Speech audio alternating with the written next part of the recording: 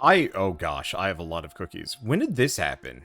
I don't know. I'm gonna summon some wizards. Gosh. Wizards are straight busted. I already account for like most of my clicks per second. This is silly. Alright. Well, we now have many million cookie. There we go. That's better. We are making almost a million cookies per second. Mainly just because apparently I built up a billion cookies for some reason. Alright, hey everyone, Wanderbot here, and welcome back to episode 3 of the Cookie Cast. This might actually end up turning into something different. Oh. I can use sugar lumps. Level up for sugar lump. Huh. Leveling up this building gives a mini game. Mini game? Weird. Okay, well I should probably build up for a number of these things. Anyway, yeah, welcome back to another episode of the Cookie Cast. I don't know. The idea of this, the novelty, the weirdness of it is just, it's still getting to me. It's still very odd. It's very strange. I appreciate it. It's kind of neat. Anywho. Let's talk about things. So, specifically, I actually got a question about games that don't get that don't make the cut. Like, how do I pick games, and how do I pick games that I want to bring to completion? I'm sure most of you guys have probably heard me complain about this in the past. But when it comes down to it, anytime a new game comes out, I'm really big on that feeling of loading up a new game for the first time, like getting into it and playing a couple hours, and then somewhere after like 3 or 4 hours in a game, kind of the novelty wears off, the excitement of playing, exploring, you know, the soundtrack especially. You know, after a certain point you fall into a rhythm, and it's very rare for a game to really break out of that. And some games manage to hook me in a way that would keep me around for longer. I guess I'll get the farms are twice as efficient, though that barely amounts to anything, frankly. 3.3 billion for pointier hats. That sounds potentially really good. These are probably also really good. I'm just gonna have to wait. I know a bunch of people are shaming me for not missing the golden cookies, but I'm gonna warn you guys off for a little bit. I straight up am not always looking at this game, so there's a very real possibility I will miss some absolute banger cookies. Oh right, I should turn on my auto clicker script. Because yeah, clicking is worth a fair bit. Alright, anyway. And bam. Alright, there we go. I don't actually know how much this is really going to help, but I'll do it anyway. Anyway, so I have been asked, specifically, how do I choose a game and what makes the cut? And so, realistically, I like playing every game for like 4 hours. Beyond that, it has to be really good or it has to do something right, that sucks me in for longer. And I often find that I will struggle when I'm playing a game, that doesn't have that, like, can't hold my attention. Once the novelty is gone, what is left? And usually the answer is gameplay or story. And a lot of games just don't have that. What's a recent example? Scarlet Nexus.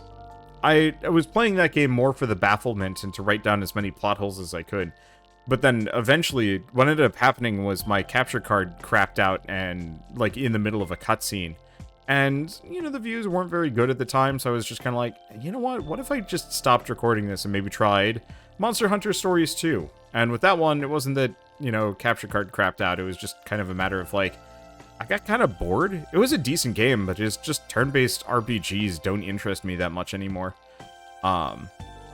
Kind of same thing with Disgaea. Like, all of these are games that I actually really would like to go back and finish, but to finish them would take a tremendous amount of time that I might not necessarily be able to afford, if that makes sense.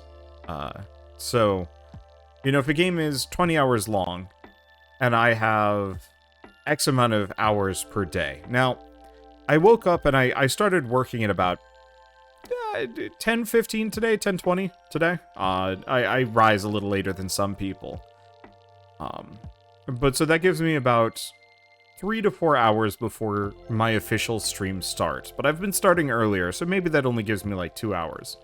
So that's like 2 to 3 hours that I could record anything. And often what will end up happening is I actually use that time to maybe record like a one-off or prep a thing. And then, you know, do some editing and rendering. And unfortunately, it often feels like 2 to 3 hours at the beginning of my day where I could be recording is kind of wasted on prep work. And so, you know, once that period is over, you know, maybe I'll eat lunch or maybe I have to go run on an errand or something. Then I come back and then it's stream time. And stream time can go for like generally 4 to 6 hours. At least that's what I used to do. I don't really know where I'm at nowadays. Golden cookies appear twice as often, stay twice as long. That would be good.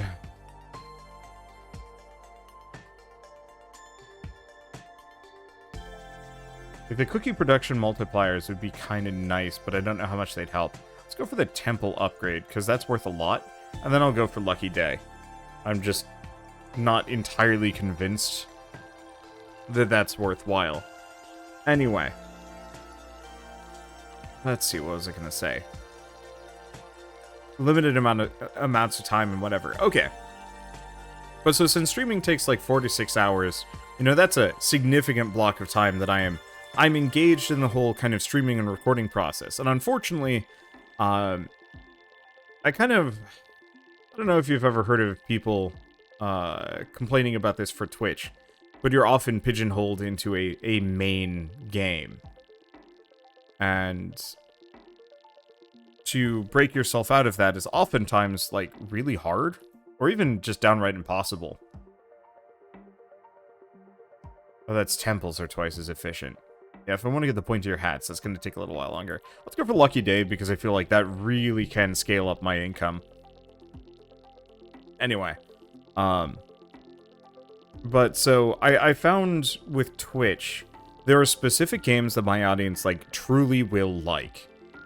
And many games that they have no interest in. And so you can actually see quite the disconnect between, like, a game that I'm really into and my viewer numbers. And it sucks, because, you know, it's just like, well, where's the disconnect coming from? Oftentimes, it's just as a result of, you know, it might be a story-based or a plot-based game that I'm really into that other people are playing for themselves, or something like that. And so with, like, Scarlet Nexus, first day got, like, a decent chunk of viewership, because a lot of people wanted to see if it was good.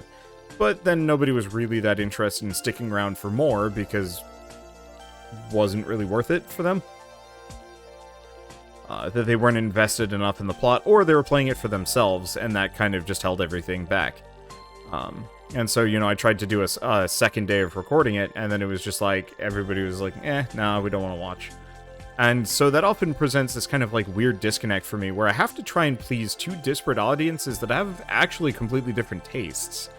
And so, I'm not going to say it's like a razor's edge, because that's a little dramatic, but, you know, it's a balancing act, figuring out, like, okay, yeah, what do they like, what do they appreciate, and where's the Venn diagram fall? Because in my mind, I always want to have, I'm not going to say, I want to have this, like, combined audience thing, but, you know, double dipping should at least be a good idea.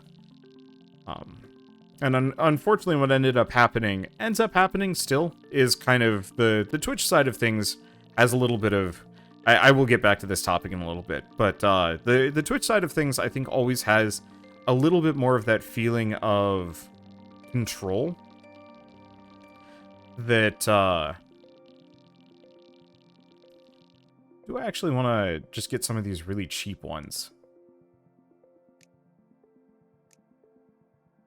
Maybe? What I should probably do is actually spend some of my money to upgrade my production. I've mostly just been going for big upgrades, but, you know, a number of these are dirt cheap. I don't know. Anyway, but yeah, so because Twitch has kind of this immediate viewer number that you can look at and say, okay, so by playing Tavern of Gods, I can get 300 people watching me. That means I should play more Tavern of Gods, right? And the answer is, yeah, actually, I really should be playing more Tavern of Gods, especially because putting it on YouTube, people seem to like it a lot. And so the answer is, you really want to focus on that Venn diagram. Unfortunately, what that ends up meaning is that oftentimes I will let Twitch kind of determine, because I'm constantly pursuing growth on the platform. On both, really, but with YouTube it's a little bit more esoteric and a lot more reliant on the algorithm as opposed to whimsical viewership. I'm not even... It's a bit of both on that front. It's not all just algorithm. Oops.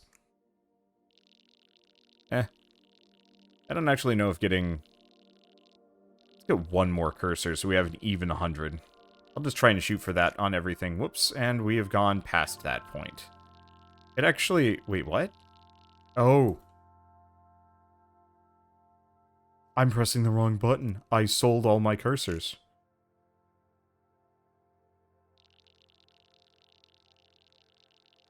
I didn't know you could do that. Well, that's what I get for pressing the wrong hotkey. Oh well. Anyway, so Twitch ended up kind of driving the viewership, the controls on, like, what I specifically would focus on and play.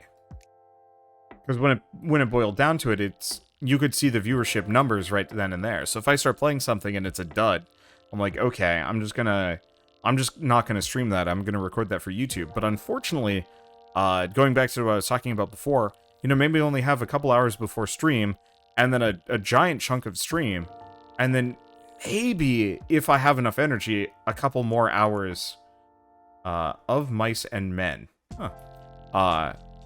You know, post-stream, maybe I have a couple hours of energy where I can sit down and record some more. It really depends on the day and how I'm feeling, but at that point I'm starting to hit burnout levels of work.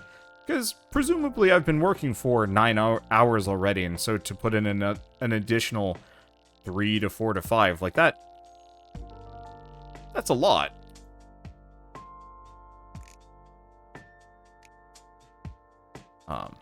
And so that can be quite taxing in a way. And so oftentimes, when it comes down to a game falling off, you know, when I don't finish it, so much of it has to do with the fact that I couldn't figure out how to fit it in that Venn diagram, and then something else came along and said, nope, this fits the Venn diagram better in the moment, play me now. And that's always a bit of a struggle, because it's just like, how do you reconcile these two? How do you make them fit? And, you know, frankly, when it comes down to it, I don't have a good solution there, which kind of sucks. Because oftentimes I really want to find that Venn diagram better. And really get both audiences really engaged on one game. And sometimes it happens. Easy example would be Bug Snacks. That was a game that, you know, I was kind of just going to play for like a day for a joke. Because one of my friends was playing it and it looked kind of fun. And then it turned out to actually be like a really good game, and I wanted to play more of it, and so I did. And that was quite nice. I'm just going to take my glasses off. I don't need to see anything, except for maybe golden cookies. I don't need to read numbers. I can just see green and red and some other things. Anyway, so when a game falls off, it's usually just because I can't fit that Venn diagram, and I'm constantly looking for the games that equal parts fit the Venn diagram, but are also kind of new and novel for me. That realistically, what I probably could have and should have done a long time ago was continued playing Scrap Mechanic and Fallout for a while. Those were my big series for a tremendous amount of time, and carried my channel for quite a while. But, you know, when it boiled down to it, I got bored. You know, I put 100 episodes into Fallout 4, probably way more than that, and then Scrap Mechanic had 400, and so it's kind of one of those where I just lost interest, didn't want to keep going.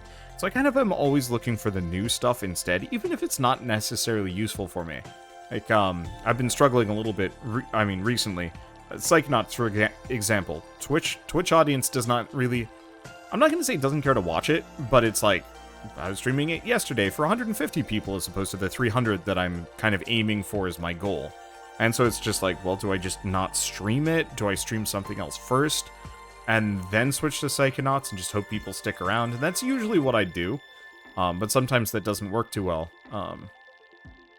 And so it's always kind of this like bad mental math that is so driven largely based on algorithm and whimsy from viewership.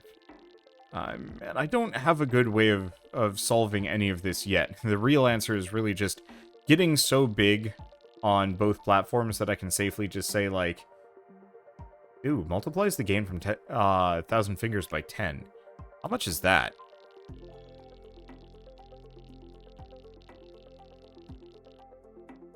It's only 22,000, so that's not actually as good as I thought it was going to be.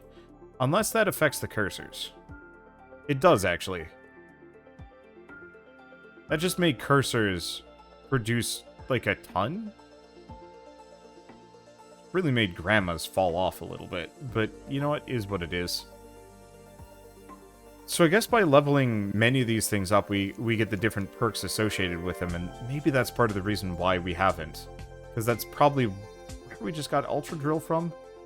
I remember seeing Ultra Drill on the list. Oh, Golden Cookie. Cookie production for a while. Cool. Let's just build up. I could buy things in the midst of this, but I think I want to save up for something big. Ugh. Anyway, but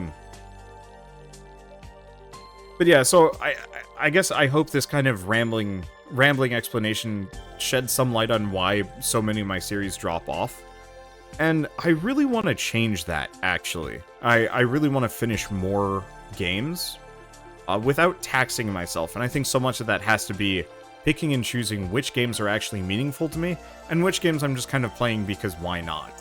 Obviously, sometimes you'll have exceptions like this. Like, to be honest with you, I'm enjoying the idea of playing Cookie Clicker, but the actual act of it is just like, could probably do something else while I'm doing this, and maybe that's even something that I will do.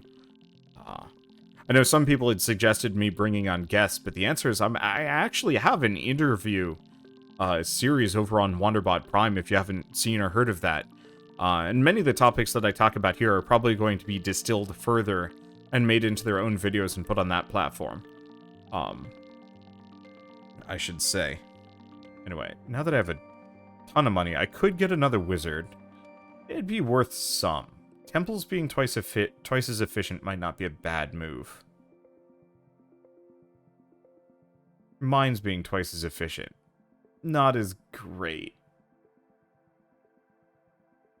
And titanium mass could be really interesting. That would be an extra 10,000 per click.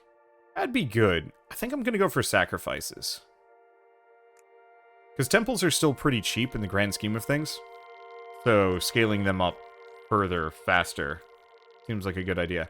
But honestly, I think we want to try and aim for getting grandmas up to 100.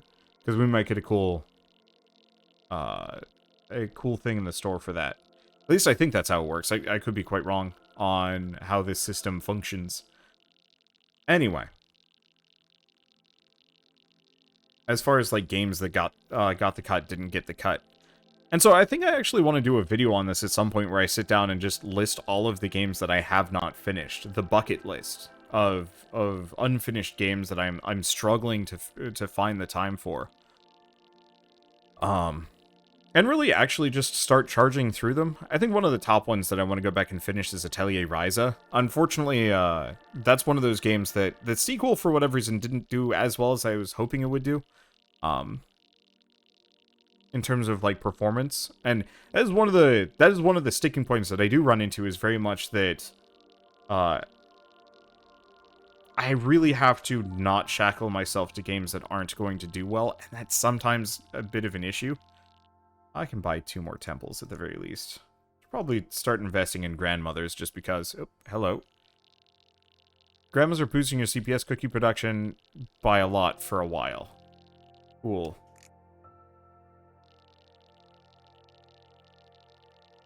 What did I do? Oh, I see. I just hid them by accident.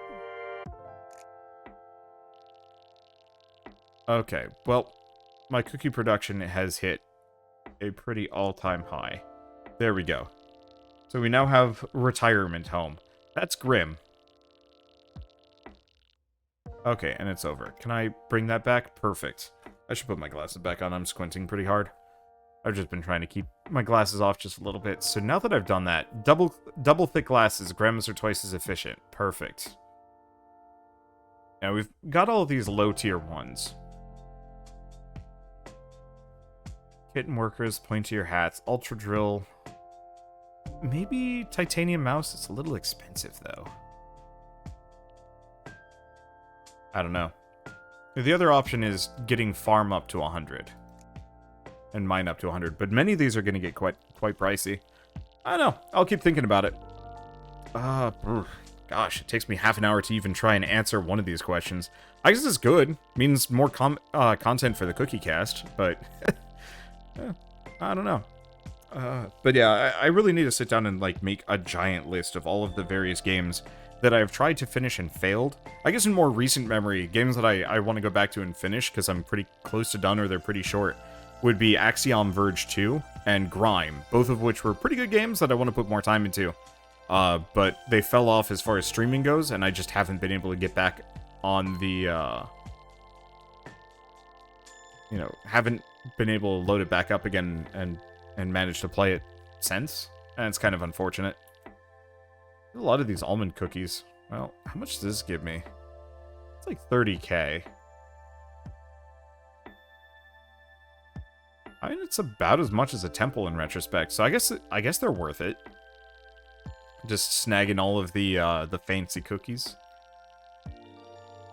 I don't know. I'm sure I need to follow up on this one, but it's mostly just an answer of the downside of doing YouTubing and streaming as a job, as a mid-range channel, is that you are so much more vulnerable to, I'm gonna say the whimsies of this system, in a way that a much larger channel might not necessarily care. You know, if you're getting 20 million views a month, and you lose 5 million, that's not even gonna come close to putting you, behind financially. Whereas, like, for me, losing 1 million views is a third of my income. And, you know, with everything in the world, and, you know, if I ever want to buy a house or retire, losing a third of my income when I'm 30 is just like, oh yeah, that's bad. And obviously there's ways that I can bounce back, working hard, finding the right series, doing different things. You know, there's a lot of things that you can kind of do to work around, I guess, any amount of, like, losses. And things are generally better for me, but it's kind of one of those, especially this year. This year has just been absolutely god-awful as far as my metrics go, and it's weirdly stressful. And so I'm unfortunately, like, at the behest of this, like, weird mental math, that holds... I feel like it holds me back to some degree. That I'm constantly trying to balance these things when I'd really rather just be focused on, you know, finishing series, doing new and interesting things, and really branching out. And I think this is true of, like, most creatives, that until you, like, really make it big, you're always just kind of at this grind. And then once you make it big, it's more about holding fast and not dropping too much. And I felt like I was there for a while, but now I feel like I'm back on the kind of trying to claw my way upwards. And maybe it's one of those that just every channel has a lifespan of 10 years on YouTube, and there's just nothing you can do about that. I've been going for 8, I think, as of, like, 5 days from now? I'm not entirely sure when my first couple of videos went out, but it was vaguely about 8 years ago if you do a little rounding. It's far more than most channels have ever managed to make it, in terms of, like, just longevity, which feels quite nice to me, actually. I'm proud of what I've done. But, not gonna lie, I'm a little greedy. I would very much love to, keep going. I'm not interested in stopping anytime soon unless I absolutely have to. No, nothing for that. Do I want to get factories? up to 50. Factories up to 50 might give me something. Because I don't think temples up to 25 will get me anything. It would be really enlightening to try and play this with the achievements.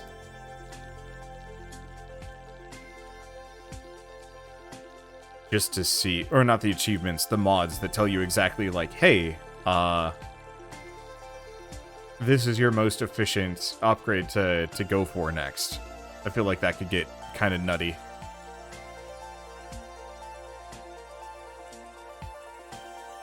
Otherwise, you just go back to investing in temples, because literally nothing else even comes close to them right now. Even wizard towers are grossly overexpensive in comparison. Yeah, sure, we'll do it. I don't know. Let's see. I guess I'm gonna... do I have a more pleasant follow-up topic? I probably do. I absolutely do. What was another one? Yeah, games that just don't make the cut. I could be more specific about that as well. Also, anything about Rain World. I really hope we get a sequel for Rain World at some point. I know they've been doing like a ton of post-launch support that have been, you know, they added co-op and a bunch of different modes. But honestly, I don't know if I'll ever go back to that game. It feels like it would be Stockholm Syndrome, and I'm more hoping that they make a sequel with those improvements so I can go back to that and get immersed without having to relive Rain World as it was exactly. Let's see. Any thoughts of other types of clicker games? I really should actually look into some more of them. You know, just do one-offs or even like reviews. Potentially even play a clicker game for a week or a month. And maybe even, yeah, I don't know. I want to do more game reviews. I think it would be really interesting to load up like some idler games or clicker games and once a month do a review talking about like, hey, is this one good? You know, I got really deep into it. Or not really deep into it. I'm sure many people go far deeper than I ever will. Still, what else is there? You were to get a garden for sustainable crops. Would you do it, and what ideal plants would you grow? I mean, probably mint. I feel like mint would be pretty good. Oops. There's my auto-clicker. There, got it. Mint, tomatoes, maybe lettuce? I don't know how viable lettuce is, though. I like tomatoes. Tomatoes are kind of nice and easy. They can be, like, real ugly, but it doesn't matter. Rhubarb. I feel like, if I could have rhubarb, that'd be nice. Obviously, rhubarb is quite poisonous if you eat the leaves, but just the stems are quite good. And rhubarb is, like, kind of... Is it a vegetable? I guess it's a vegetable. Rhubarb is, like, low-key my favorite vegetable for baked goods. Like a nice rhubarb cobbler or something is just so good. Especially if you don't oversugar it. You know, maybe you mix it with a little bit of strawberries or cherries or something. But that tartness lends itself quite well to many a pastry. And so I very much would like to have more access to rhubarb. Just for baking. Which, speaking of, I know somebody had asked for a cooking show. And we're gonna have to wait at least probably 3 to 6 months for that. I realize that seems like it's a long way away, and it probably is. But it's one of those that if I want to do a cooking show, I want to have a kitchen that I can actually, you know, properly cook in. Mines are twice as efficient. Grandmas are twice as efficient.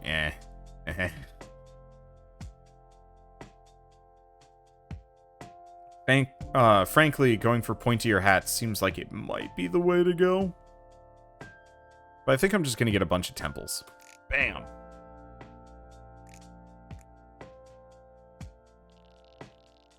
Oh, yeah, we're close. I'm sure we're going to hit something that's really going to scale us up like crazy. But right now, we're just kind of crawling.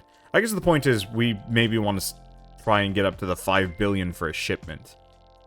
I'd do it. But yeah, as it stands, as far as a cooking show goes, my kitchen is very small. And the counter, it would be very difficult to put a camera at it. You'd effectively just be looking at my back while I cook. Or it would be like really awkward close-up overheads because of the way the the way the cupboards are. And so it's not super viable for me to actually have, it's not that viable for me to have a cooking show in my current house. And also it's one of those that, you know, leery of people finding out where I live based on, like, pictures of old listings of the house that I live in. I don't think I need to worry about that too much, but it's always a potential possibility, and I really, really do not ever want anybody to ever ring my doorbell and say, hey, Wander, can we hang out? Because I think that would be really bad, and I'd get very uncomfortable, and I'd probably just freak out and call the cops or something. I value my privacy, and especially in the middle of a pandemic, like, that's not something I ever want to deal with. I've actually gotten a couple of contacts over the course of the last couple months, effectively being like, hey, Wander, you want to do this insane thing? And I'm like, heck no, why would I do that?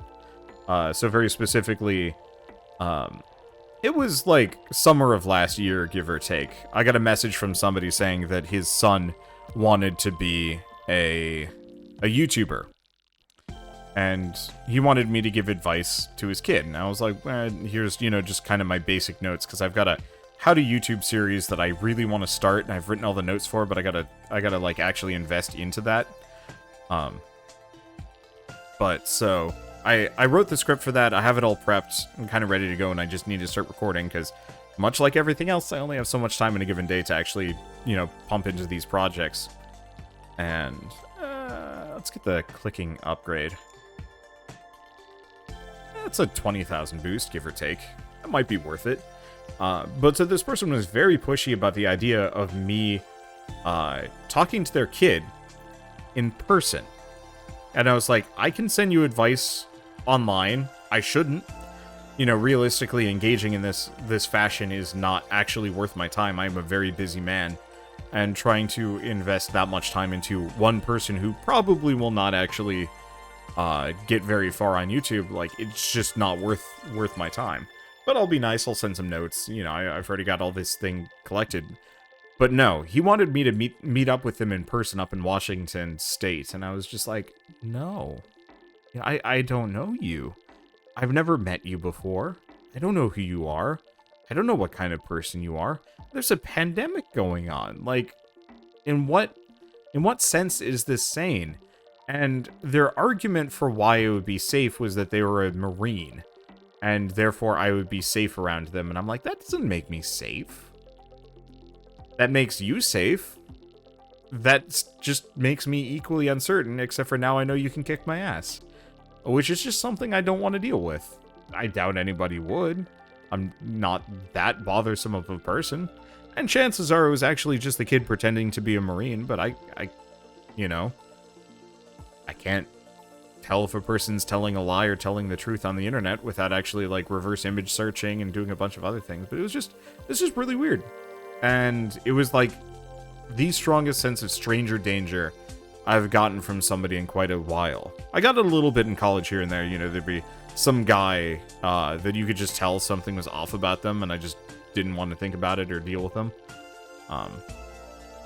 But they were kind of few and far between. Most of the time, people were pretty chill. Okay. That's grandmas are twice as efficient.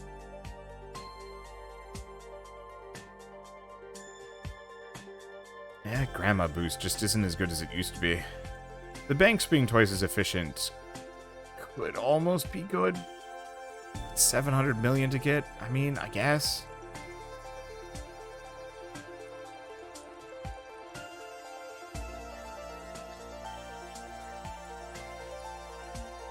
Most of these are just kind of not great. Except for cursors, which have just suddenly become really good. Oh, we want priestess grandmas. Temples gain 1% CPS per 5 grandmas. That's worth it. And the wizard hat one. But I feel like this would be a big boost if I want to wait for it. I guess I will. What I should do is actually end this episode. So, I guess, as always, please don't come to my house, ring my doorbell, or say hi to me outside in public unless I'm at a convention. Thanks for watching. I'll see you next time.